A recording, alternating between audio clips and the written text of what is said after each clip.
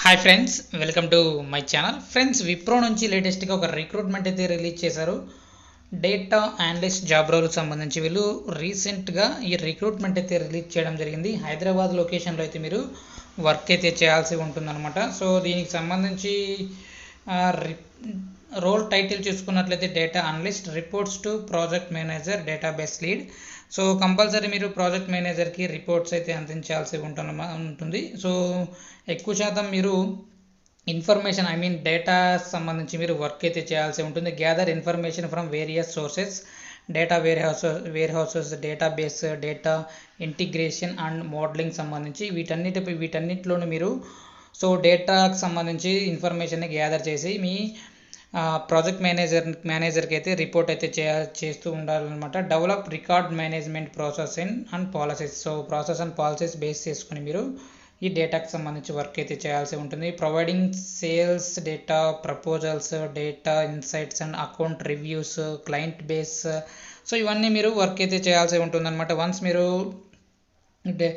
ఈ ఇంటర్వ్యూలో సెలెక్ట్ అయితే మీ రోల్ పైన చాలా వరకు కొన్ని రోజుల పాటు మీకు ట్రైనింగ్ అయితే ఇస్తారు. సో ఎలాంటి ప్రాబ్లం అయితే ఉండదన్నమాట. సో ఇక ప్రాజెక్ట్ మేనేజర్గా మీరు క్లయింట్స్తో అప్పుడప్పుడు ప్రాజెక్ట్ మేనేజర్తో కానీ అంతేకాకుండా క్లయింట్స్తో కానీ అప్పుడప్పుడు మీరు ఇంటరాక్ట్ అయితే అవుతూ ఉంటారనమాట ఈ డేటాకి సంబంధించి. సో ఎక్సెల్ సంబంధించి మీకు మంచి అడ్వాన్స్ లెవెల్లో స్కిల్స్ అయితే ఉండాలి, మైక్రోసాఫ్ట్ ఎక్సెల్. అంతేకాకుండా knowledge of various programming languages, software, Python సంబంధించి, అంతేకాకుండా ఎస్క్యూఎల్ సంబంధించి కూడా మీకు స్కిల్స్ అయితే ఉండాలని ఇక్కడ డీటెయిల్స్లో మెన్షన్ చేయడం జరిగింది.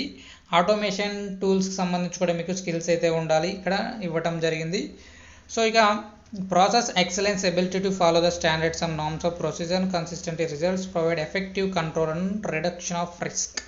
సో కమ్యూనికేషన్ స్కిల్స్తో పాటుగా ఎక్సలెన్స్గా మీరు వర్క్ అయితే చేయాల్సి ఉంటుంది. స్టాండర్డ్స్ని బేస్ చేసుకుని మీరు వర్క్ అయితే చేయాల్సి ఉంటుంది అని కూడా డీటెయిల్స్లో మెన్షన్ చేయడం జరిగింది. దాదాపుగా మీకు సో 50,000 పర్ మంత్ వరకు శాలరీ అయితే ఆఫర్ అయితే చేసే అవకాశం అయితే ఉంటుందన్నమాట. బిహేవియర్ కాంపిటెన్సీస్ చూసుకున్నట్లయితే క్లయింట్ సెంట్రిసిటీ అయితే ఉండాలి, అంతేకాకుండా ఎగ్జిక్యూషన్ ఎక్సలెన్స్, అంతేకాకుండా కాన్ఫిడెన్స్ అయితే బాగా ఉండాలని ఇక్కడ మెన్షన్ అయితే చేయడం జరిగింది. సో ఏదైనా సరే డిగ్రీ చదువుకున్న వాళ్ళు మీరు హ్యాపీగా ఈ జాబ్కి అప్లై చేసుకోవచ్చు. బట్ మీకు డేటా అనాలిటిక్స్ సంబంధించి ఏదైనా కోర్స్ చేసిన వాళ్ళు, లేకపోతే డేటా అనాలిటిక్స్ సంబంధించి మంచి స్కిల్స్ ఉన్న వాళ్ళు, బీకామ్ వాళ్ళు, బీసీఏ వాళ్ళు, వీళ్ళకి చాలా ప్రిఫరెన్స్ అయితే ఇవ్వడం జరుగుతుంది. అంతేకాకుండా బీటెక్ వాళ్ళు, ఎంసీఏ వాళ్ళు, ఎంబీఏ వాళ్ళకు చాలా ప్రిఫరెన్స్ అయితే ఉంటుందన్నమాట.